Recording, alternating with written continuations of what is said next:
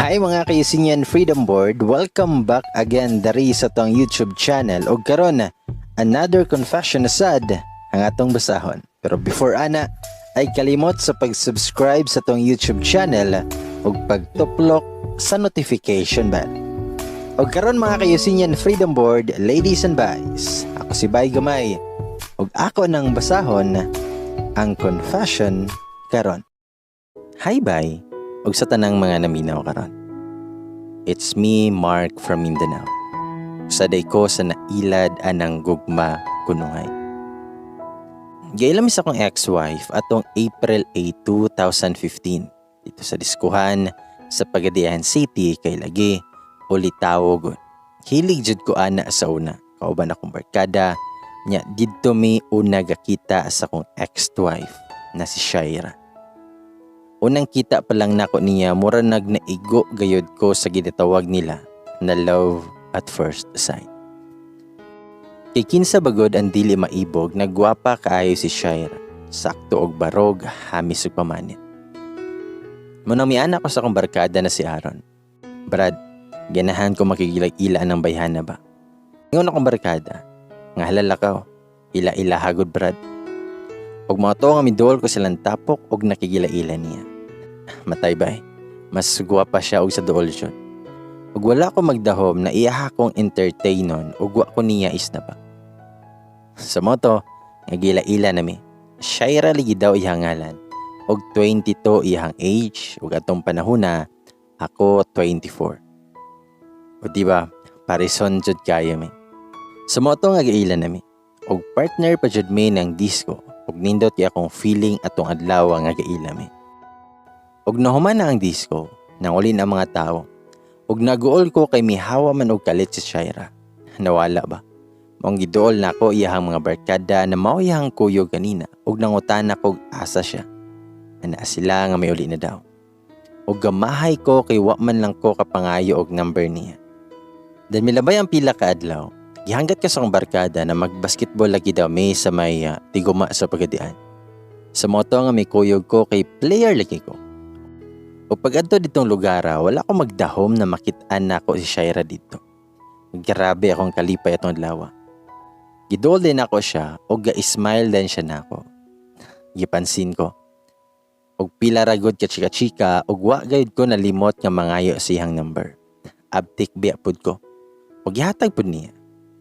Sumoto nga ga-text-text nami, tawag-tawag, chat-chat. Ug miabot gayud sa point, nagipanguyaban ako siya adtong May 16, 2015. Ug kanang adlaw, isugoten ko niya. Kay lagi, nahigugma na siya nako ug ako pod kay hapit 1 month lagi pod mi nga gaila. Sa moto nga nag-uyab jud mi. Maglaglaag na mi, date-date, ug nakaingon jud ko nga siya na akong kalibutan. Sweet kay siya og caring. Og loving pa jud. Mong gitarong nako siya. Loyal ko. Tanang pagmahal og pagpangga gipabati nako niya og wa ko gakulang niya. Hangtod naabot among relationship og 1 year. Pareha nami nga nakagraduate og college. Course niya kay nurse ug ako kay seaman. Syempre bisan ga 1 year nami, wa ko na mugos niya na buhaton namo ang dili angay. Respeto na ko siya kay love kayo na ko siya. Ug miabot sa point nga gasabot mi nga magminyo na lang. Sumotong na nang hidmi sa mong ginikanan ug wala sila pagsupa. September 20 mi gikasal ni Shaira. Bisan gikasal nami, wala gyapon ko gakulang niya. Bisan busy nako kay lagi nang apply nako para sakay sa barko. Para sa mong future. Pag uli nako ako pa'y maglaba, naghalas ta ng trabaho sa balay ako. Kay lagi, gihimo nako siyang prinsesa. Ug wa ko magdahom na naa di ay gitaguan na batasan si Shaira. Lahi ra siya sa una. Mikalit siya ka-cold. Demanding na kayo siya. Silosa pa jud. Bisan ako mga igagaw iyahang silosa. Pero gisabot na ako siya kay love good na ako. Ug mas dako kayo ang kalipay paingon niya na buntis siya sa mong first nga baby. Ug hantod naabot na sa point na musakay na ko sa barko. Gibilin ako siya sa kong ginikanan kay lagi buntis siya. Kay aron, maatiman siya gayo. Dayon mosakay na kog barko ato. Ako ang contract kay 2 years ko, usa makauli. Pero akong kayanon kay lagi para sa mong future. Bisan og usahay busy ko, dili gayud ko makalimot sa kung mag-ina nga gibilin. Ang always sa mga communication through tawag, video call, text, chat. Tanan gibuhat nako para niya. Kay lagi, misalig ko niya. Ug unsa iyahang pangayoon, ihatag nako. Bisan nako sa layo, ipadala lang nako. Dayon, milabay ang mga adlaw. Mikalit lang nga wa na mi-chat ang akong asawa. Bisan tawag, text, wala. Moong nabalaka ko. Umitawag ko sa kong mama. Ug nangutan ako asa siya. Mayon akong mama na milaag daw ko no kauban iyahang mga barkada. Ug mura na kog nabungol ato. Wa na siya nakatawag kay busy na diay og laag. Ug ako naguol kay buntis biya siya. Ug miyan akong mama na Mark, imong asawa usahay na lang muuli diri sa balay. Ug nalahi na iyang batasan sa una. Iyahan na daw mura-murahon ako ang ginikanan. Wala gyud ko mituo kay lahi ra ang shayra na ako nailahan. Sa mga to, human ako mitawag sa akong mama, gitawagan ako akong shayra. Wara gihapon siya mitubag, nya naguol na kay ko. Dili po siya online. Mga 3 ka adlaw ang milabay. Usa mitawag si shayra og gahilak siya. So natingala ko og gipangutanan ako siya nganong gahilak siya. Wala siya mitubag. Maong naguol kay ko kay kumangutan ako dili yun siya mutubag. Ug mikalit siya ingon na dili daw ako ang amahan sa iyang anak. Atong pagkabati na ko mura kog nabungol. Wala ako kasabot ug unsa akong buhaton. Muhilak ba ko? Wala jud ko kasabot. Maong giingnan ako siya na dili magbinuang. Then perte na niyang hilak. Nangayo siya pasaylo og balik-balik.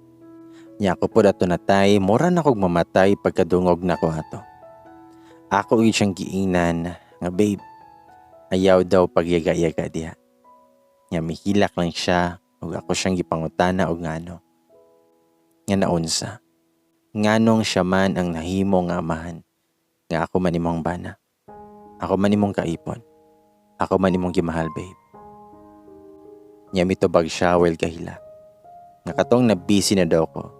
Na-communicate sila og balik siyang ex. Nya og dito daw niya na-realize nga love pa niya iyang ex. Pagkabati na ko wala ko makasabot og unsa akong itubag niya. Mihilak na lang pug kog banat. Nya nagsorry na pud siya o makibulag na lang daw kuno siya nako. Imian ako nga dili ko niya bulagan. Kaya na ko siyang dawaton og balik. Pati ang bata nga naa sa iyang tiyan. Kaya na ako magpa-as if nga wala siya makasala. Dawaton ako tanan basta dili lang ko niya biyaan. Kay para nako, si Shaira lang ang akong kinabuhi. Siya ra akong gihigugma og taman. Siya ang hinungdan sa akong pagpaningkamot. Nagpakiluoy kog ayo niya nga dili lang ko niya biyaan. Grabe akong hangyo niya nga unta. Ako na lang. Ako na lang ang iyahang higugma og balik. Pero wala eh. Wala pa gani ko mahuman og istorya. Ipatay na niya ang tawag. Mura kog mamatay. Perte na kong hilak at ubangan sa akong mga katrabaho. Daghan kay kog pangutana sa akong kagulingon like. Naba ko isa lang ang nahimo. Kulang ba ko sa pagpangga niya? As in, daghan kay kog pangutana nga dili matubag ang naa sa kong unahuna ato na time. May pagmamatay na lang. Aron mausa ang akong kasakit na gibati. Mura gikumot-kumot akong dughan. Perte na kong hilak. Yus man akong tawag Shaira, magring pero dili niya tubagon. Ato na time padulong misa wala na signal. Nya tawagan na po na ako og balik. Dili raman gihapon mo text. Dili raman gihapon tubagon. Mo text ko, magpakiluoy ko na tubagon niya kay gusto ko nga matubag tanang pangutanan nako. Pero walay Shaira na mutubag. O mag-reply man lang sa akong text ug chat. Hangtod, nawala dyan ang signal na. 3 days o sa mibalik ang signal. Excited pa kay ko nga ma-open sa akong phone kay pamasin og mi-chat. O di ba kaha ni text Shaira nga it's a prank rato niya. Assuming kay ko. Pero lain man ang text kay halos tanan nga sorry nga balik-balik o sorry nga wala siya makabalo nga grabe na akong gibati ato nga time. Gani, nakaunahuna nako nga muambak na lang ko sa barko. Nga may pagmamatay na lang ko. Muambak nun ko, may gani kinanghilan pa ko.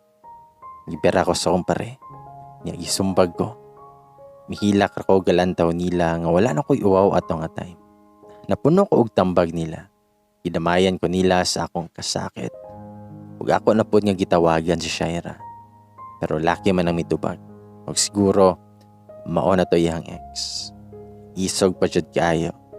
Nya grabe pa yang yaw-yaw kay lagi sa mukan daw kay ko. Wala jud ko makatingog. Mura kog na ay sa akong gilingkuran nga nakahila ko sa kasakit. Ako naman noon ang nahimong sa mukan. Musulti pa unta ko pero gipatay naman niya ang tawag. Midayal kog balik. Ug dili naman makontak. Ga-online ko para chatan pero giblock na ko. Grabe akong hilak na pod nga nakaana ko nga unsa man dahi akong nahimo nga sala. Nganong naing-ani man ko. Gitawagan ako akong mama. Nangutan ako ug asa ni si Shaira. Ana siya nga miipon na kuno sa iyang laki. Daghan pa kay si mami og istorya about ni Shaira pero wala na ko maminaw. Akong gipatay ang tawag, nga gi-imagine na lang ko sa mga nindot na memories sa dihang malipayon pa mi, nga gauban pa ming duha. Tama na lang ko sa imagine og hilak, ibisag ng saon ako, dili naman yun siya nako. Ug milabay ang pila ka adlaw, pila ragud kadali sa panahon, mag-isa ka bulan ako nga walay balita ni Shaira og siyang ex. Mahadlok pag kumangutanas sa kumama. Pero ang kasakit nagpabilin ra gihapon.